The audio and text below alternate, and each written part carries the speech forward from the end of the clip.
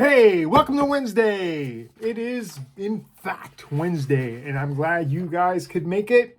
My name is Tom Carnell. This is Carnell Knowledge, a show in which I'm going to give you a bunch of recommendations for some movies, books, and records. To recap a little, I was a buyer for Tower Records, Record Factory and Warehouse for about 20 years. I published and wrote Carpe Noctem magazine, which was a dark art journal back in the 90s. I wrote for Fangoria, Dread Central, and TwitchFilm.com for 2 decades, and now I'm an author, and I'm writing books and stories and that kind of thing. You can go to the Amazon and check that stuff out. We're gonna go through some stuff. One last thing, please remember to like, comment, share, all of that shenanigans. In the description down here at the bottom, you can find links to the movie trailers that I'm going to talk about. You can find links to the Amazon pages in which you can buy these books. There's also links to YouTube playlists of all the records, so that just don't take my word for it. Click on them, go over there, take a listen for yourself, and decide whether or not it's something you need to add to your library.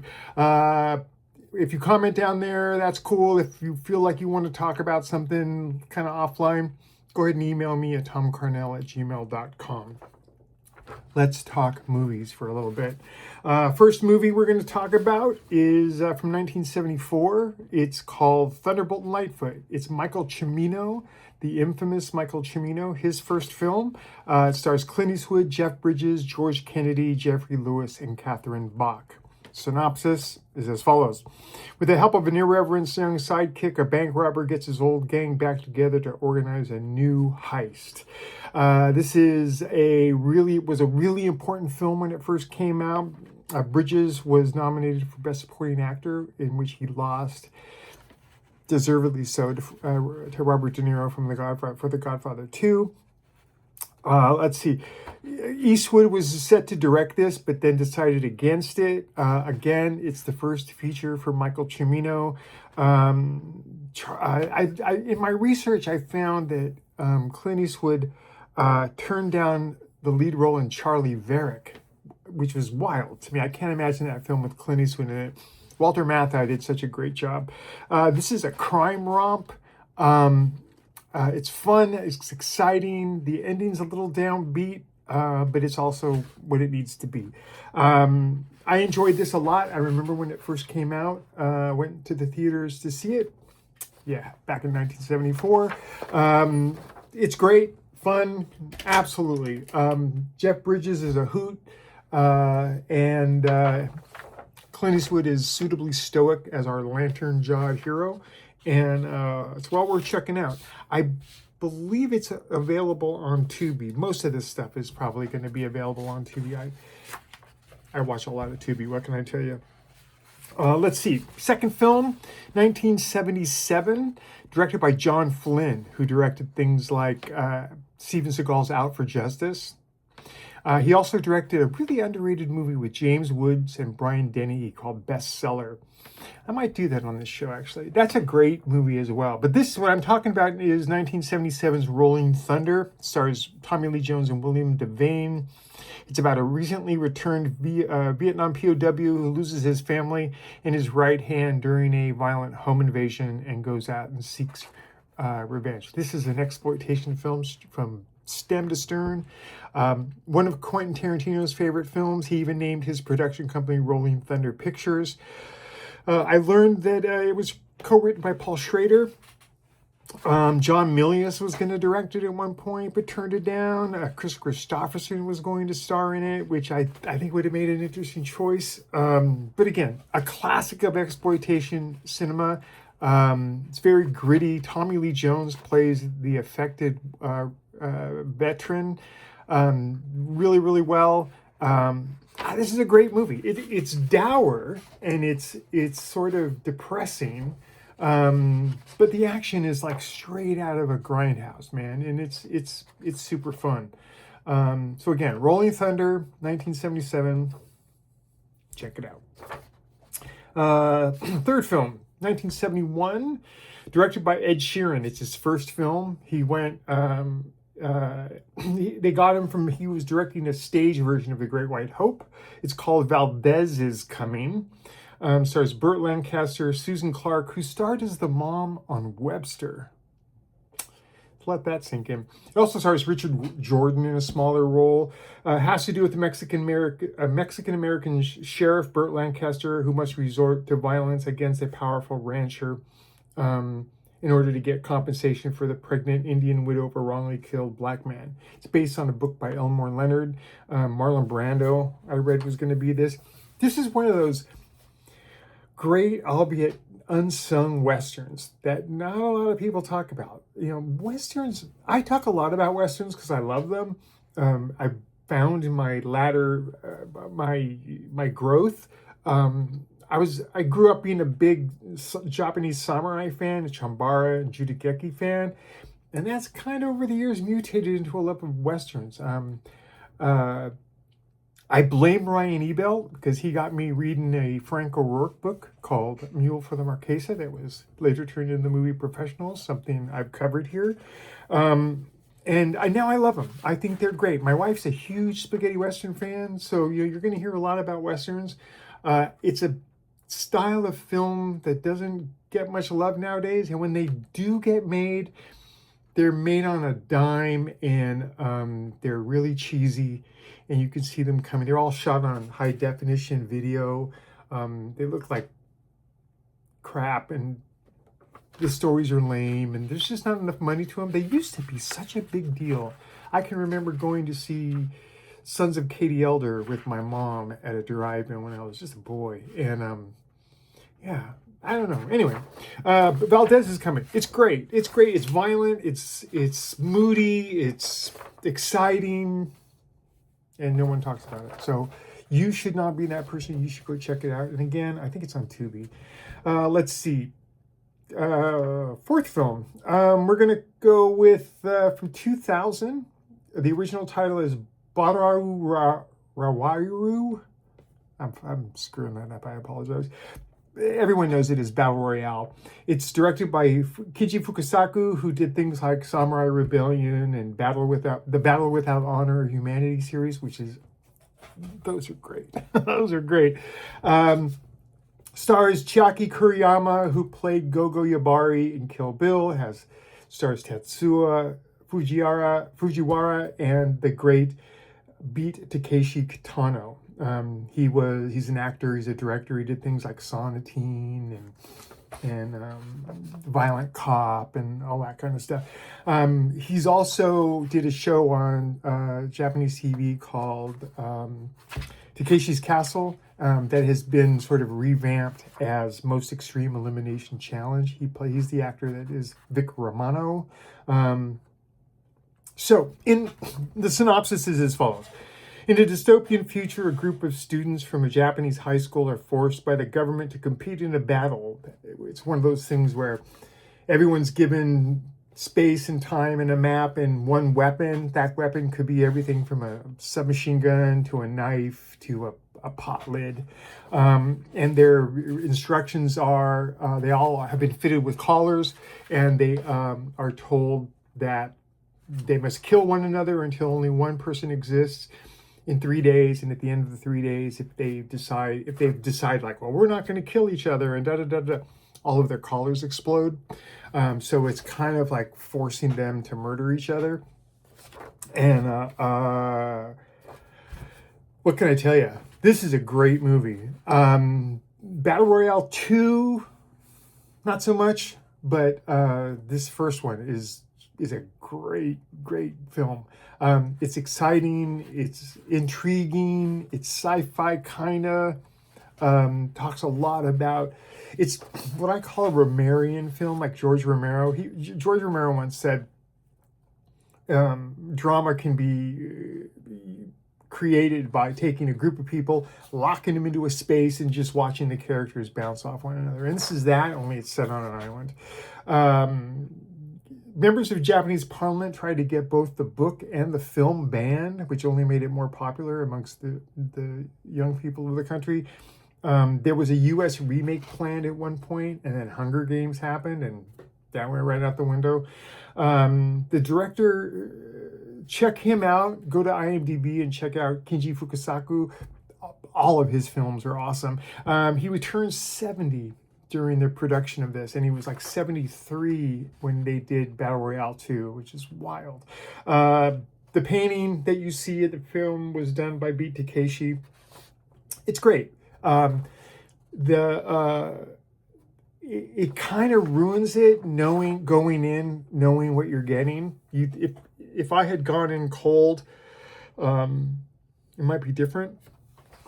But still, you're in for a penny, you're in for a pound, and it's great. I mean, again, I keep saying that it's great, but it's great. Super important at the time, again, around 2000. It's the kind of cinema where you just don't feel safe, you know, and I like that. I don't like there's a removal that happens a lot of times.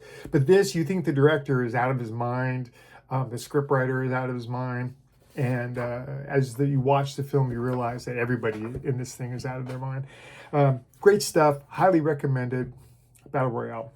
Our last film, 1994, called Jingwu Ying ZIONG, a.k.a. Fists of Legend, or Fist of Legend, I should say.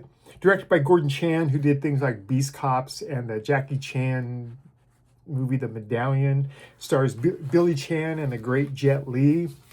Synopsis is in 1937, a Chinese martial arts artist returns to Shanghai to find his teacher dead and his school harassed by the Japanese. All right. You'd have to be an idiot not to realize that this is just a remake of Bruce Lee's Fists of Fury. That said, it's great. The martial arts in this are off the chain. There is so much good stuff. I mean, it's Jet Li in his prime. Again, this was 94, so this would have been like Once Upon a Time in China and kind of that era. The fight scenes were a major inspiration for all the fight work that Yuen Ping did in The Matrix. I can't speak highly enough about the martial arts in this film. Again, Tom's rule of action, the camera's way back here.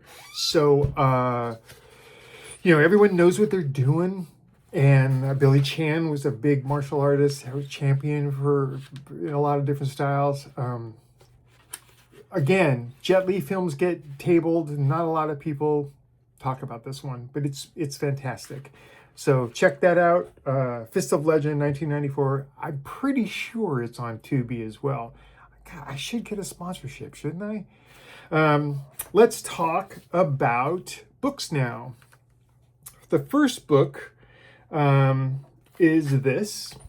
It's by Mehitobel Wilson. It's called Dangerous Red. Mehitobel wrote for us back in the day at Carpe Noctem, and she's a terrific person and a hell of a writer. It's a collection of short stories, and you know my love of short stories. And I have a couple of quotes here that I found really interesting. China Mieville, who did Perdido Street Station, and King Rat said, caustic, classy, nasty, elegant, relative post-punk horror for people who give a shit. And Edward Lee, who did City Infernal and Infernal Angel, said, Dangerous Red is purely and simply one of the 5 best horror collections I've ever read in my life. So if they wouldn't lie to you, and neither would I. Dangerous Red, it's available for Kindle. You can go down there and get the link and pick it up. I think I paid $6 for it, something like that. I may be wrong, don't quote me on that. But it's wonderful. Again, very well written, very evocative, and well worth checking out. The next book, 2024, called Love is a Crematorium by Mercedes M. Yeardley. It's a collection of 17 stories that are, according to the press release, that are bleak and beautiful, devastating and sweet. It won a Stoker, or was nominated for a Stoker. I tend to do that every year when the Stokers come out. I go out and get a list of the books that won. Specifically the short story collections, because I love short stories. My love of short stories is well traveled on this show. I wish I could say that I like this book. but I'm recommending it just because it won the Stoker. Again, I think it won the Stoker. Or nominated, like I say. It reminded me of a lot of the stuff that we got sent during the Carpenoctum years when we were taking fiction. And this is the kind of thing that why I handed all of the fiction submissions off to Mike Hike. It's kind of like this sounds mean, and I don't mean it to be, but it sounds like a goth girl's scribblings, like something that some goth girl would write in her notebook. I don't know why it won a Stoker or was nominated. I should have looked closer on that. And I don't mean to kind of shit all over this, but I just don't get what's going on with the Stoker. It used to be pretty reliable that when something won, it was like top drawer, and now it's all. It seems to be like the Oscars and the Grammys and everything else. There's a marketing campaign that kicks in, and it gets it in people's forebrain, and so when it comes time to vote, they write it. It's worth getting, I think, just to see the cut of the jib of the stuff that's out there. And I usually don't say bad things about books, but I had a rough time with this one. I really did. Let's move on to something else. 2009, the RZA from the Wu-Tang Clan wrote a book called The Tao of Wu. This book imparts lessons on his journey from Staten Island projects to international superstardom.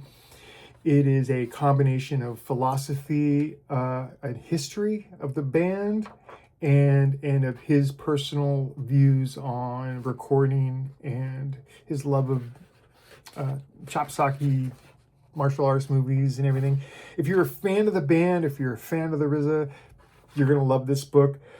I found it to be a really fascinating read. I'm not embroiled too deeply in the hip hop culture, so getting a peek inside by someone who was not only seminal in that, but also who writes well was very, very welcome. So again, the Tao of Wu by the RZA.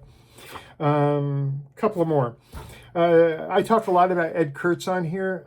I understand I recommended Dead Heat a little while ago, and I found out that it's out of print, but you can still find it in used bookstores or maybe on Kindle or something like that. And it's still worth checking out. But this book is called The Blood They Brought. It's another dark fiction collection into the bloody battlefields of medieval Europe and the desolate wastelands of the post-Civil War Southwest. From undead horrors in Tsarist Russia to a painful and horrifying parenthood that could only happen to two desperate criminals at the end of their rope. My love of Ed Kurtz's writing and of Ed Kurtz has been well documented here. It's a great book. Ed's a great writer. You should all go buy all of his stuff. The Rib from Which I Remake the World is up there. I put it on a shelf next to things like Bradbury's Something Wicked This Way Comes. Well worth checking out. You can kind of grab blind with Ed, and you're bound to get something that's really, really special. So there you go. And finally, 2022, this was reissued. It's David J. Schow's Zombie Jam. Not only do you get some very fine storytelling in this book, Cimarron Street, who's the publisher, it did a kicking job on this. It's a beautiful book. I'm just showing you all these. It's full of really great Bernie Wrightson plates. If you like zombie fiction, this is the way to go. It's got everything in it that you need. I want to just check one thing while I have this in my hand.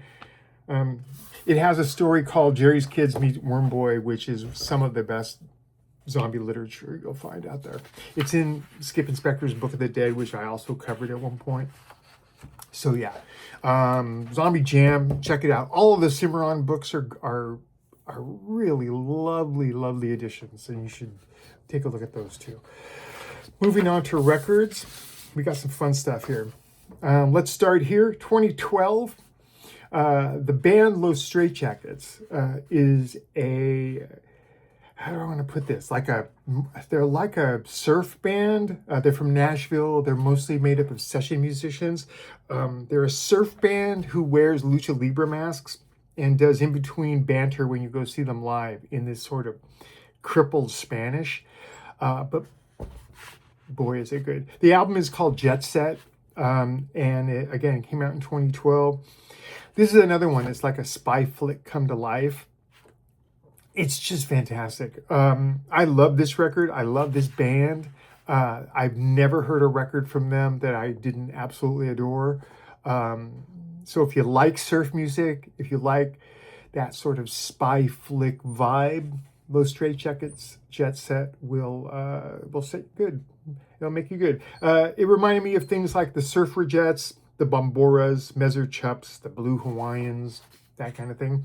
But man, are they good. They get a reputation for doing they do some great Christmas albums. They're like surf Christmas albums.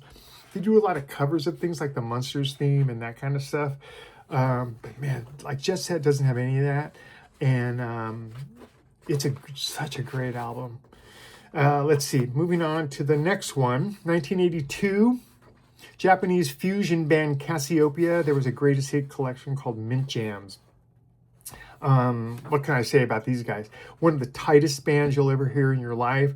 They're top flight musicians. Their drummer, Akira Jimbo, is easily A, one of the best drummers in the world, and B, one of the best drummers of all time. The tightness of these guys will blow you away. Large syncopated passages, and when they stop, they stop on a dime, and there's no cymbals ringing, there's no noise from the amps or any other stuff. It is just boop, and it stops, and then it picks right up again, and it is awe-inspiring. They are a band that, again, they have a ton of records out. They're still making records to this day. This is from Mint Jams. This is from 1982. You can kind of just reach in and grab one, and you're going to get something that's going to be really special. But again, look at the description, and you can find all that. After this, let's see, 2025, there was a TV show called Universal Language. The original soundtrack is done by Amir, Amiri, and Christophe Lamarche Ledoux. Amiri is a santur player. It's kind of a Persian hammered dulcimer of Iranian origin. This is a meeting of two worlds, the Persian world and then the West. It's a beautiful record. It's not soundtracky in the least. You can put it on and just float away. It reminded me of things like Alireza Mortazavi, Leonardo Joaquin, and the great Vangelis. It's a beautiful record. It's a fantastic listen. So you want to check that out. Again, Universal Language. You can probably find it just under Amiri. Amiri's name, A-M-I-R, and then the last name is A-M-I-R-I. Universal Language came out in 2025. Let's see, two more to go. 2007, from Munich, Germany, the band Between. The album is called Contemplation. This is ethnic but accessible avant-garde medieval music. Perfect for late night, perfect for dinner, perfect for just chilling out on the couch. These guys came out of nowhere. They were recommended to me on Spotify, and so I took a chance and listened to them and was immediately made a fan. It's a blend of like South Asian music, krautrock, psychedelia, and jazz fusion improvisation. Reminded me of things like Amandul, Asherah Temple, Plank, Günter Schickert, and then the Italian band Sensations Fix.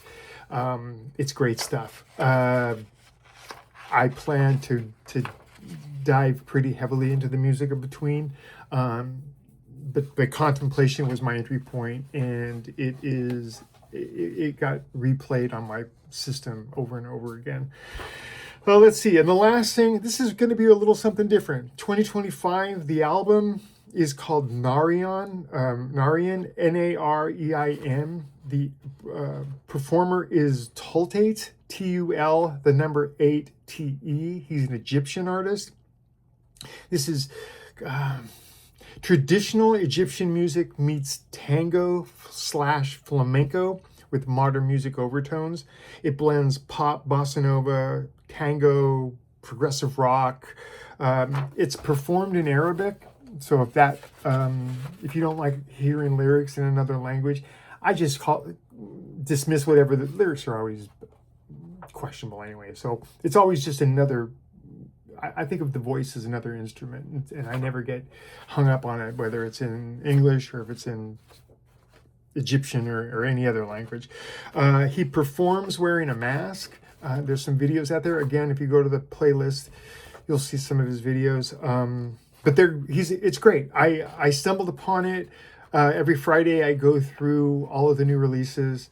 And then I go through not only the regular releases, but I go through every single genre, including Afro music from Africa and Egyptian music. And this was listed under there.